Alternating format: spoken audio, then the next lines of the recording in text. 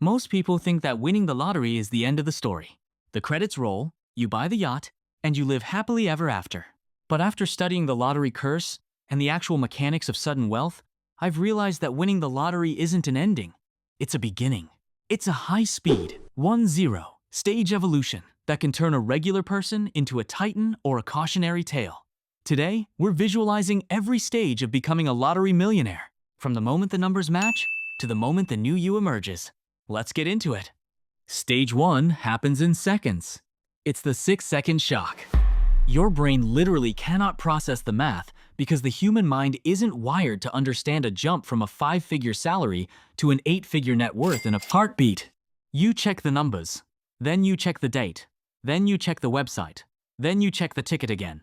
In this stage, your adrenaline is at a lethal high.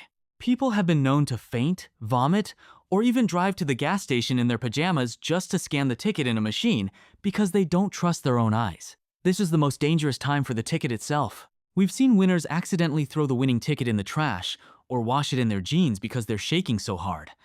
You are currently in a state of temporary insanity. Stage 2 is the paranoid ghosting. Once the reality sinks in, you realize you are holding a piece of paper worth $50 million. Suddenly, everyone is a threat. You haven't claimed it yet because you're smart. You stop posting on social media. You don't tell your loudmouth cousin. You spend this week staring at the ceiling, realizing that your old life just died and you haven't started the new one yet. This is where you hire what I call the Holy Trinity: a specialized lawyer, a tax accountant, and a fiduciary financial advisor. This is the boring part that saves your life. You have to decide now. Are you taking the lump sum or the annuity? The lump sum gives you immediate power but a massive tax hit. The annuity is a 30-year safety net. Most winners choose the lump sum, and most winners who go broke do so because they couldn't handle that much liquidity at once. Stage 3, the claim and the target phase.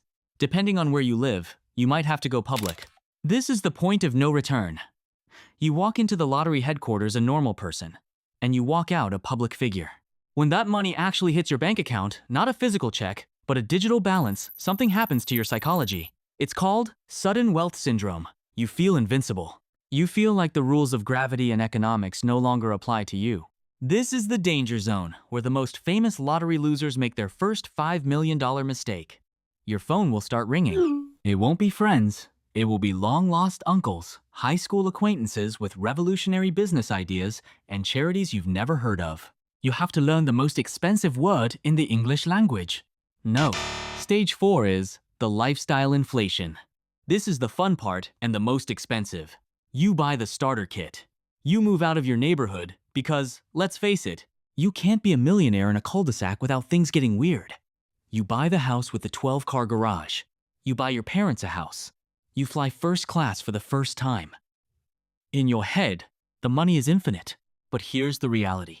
A $50 million win is actually about $30 million after taxes. If you spend $10 million in the first 6 months on wasting assets, things that lose value like supercars, clothes, and boats, you've actually just built yourself a very expensive cage. You now have a burn rate. If your house costs $50,000 a month just to keep the lights on and the grass cut, you're not rich. You're just a high-end tenant of your own vanity. Stage 5 is the social filter. This is the hardest psychological transition. Your old friends look at you differently. They ask for loans that everyone knows are actually gifts. You feel guilty because you have so much and they have so little, so you say yes, then they come back for more. This creates a resentment loop. Eventually, you start hanging out with other wealthy people, not because you've become a snob, but because they're the only ones who don't ask you for money and who understand the specific stress of managing a massive estate. You start to realize that money doesn't buy happiness. It buys space. Space from people, space from problems, and space from the old you. Stage 6 is the investment pivot. By year 2 or 3, the new car smell has worn off. You realize that if you keep spending at your current rate, you'll be back at your old job in a decade. This is where you transition from a winner to an investor. You stop looking at what things cost and start looking at what they yield. You move your money into index funds, real estate, and municipal bonds. You start thinking about generational wealth, how to make sure this money lasts for your kids and their kids. You realize that a 3% return on $30 million is $900,000 a year. If you can live on that, you are officially infinite. You never have to touch your original prize money again. The final stage is reaching the steady state. The initial thrill is gone. The Ferraris are just cars. You've realized that the lottery didn't solve your internal problems. It just swapped your poor person problems for rich person problems. You've survived the lawsuits, the fake friends, and the temptation to blow it all on a private island. You've evolved. You've transitioned from a lottery winner to a wealth holder. You realize that true wealth isn't about what you can buy. It's about the time you've bought back. You are finally free to do whatever you want, whenever you want, with whoever you want. And that, more than the giant check, was the real prize all along.